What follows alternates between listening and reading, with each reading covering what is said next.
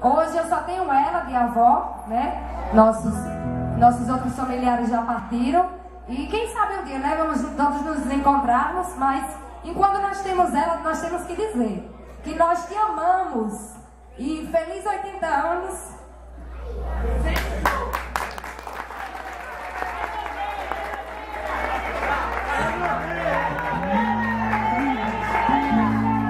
Eu sou blogueira, né?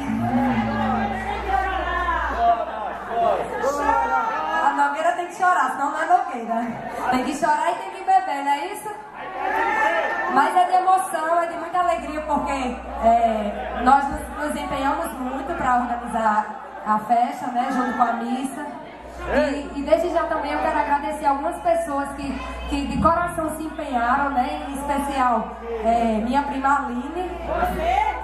Peço uma salva de palmas para ela, né, que ela se empenhou muito para que tudo saísse da melhor maneira possível. E também outras pessoas, como Galega foi na igreja organizar tudo, Deni organizou lembrancinha. Então assim, eu quero agradecer a todo mundo.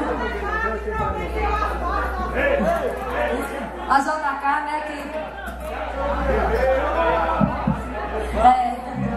a JK, a todo mundo, pra gente não esquecer ninguém, a gente quer agradecer a todos de forma igualitária, né, que todo mundo se empenhou para que saísse da melhor forma possível. E a gente tá muito feliz, só quer agradecer mesmo, pra não deixar passar em branco, né, todo mundo tem que vir dar um oi aqui, dar um... JK!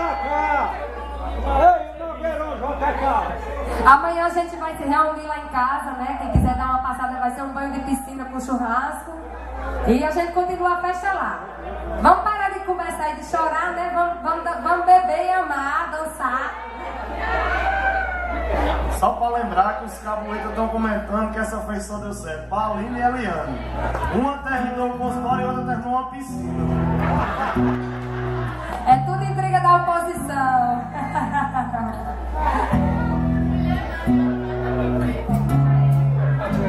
Vamos ter mais sucesso? Vamos aproveitar que é só hoje. Feliz aniversário, Vovó Maria, nós te amamos.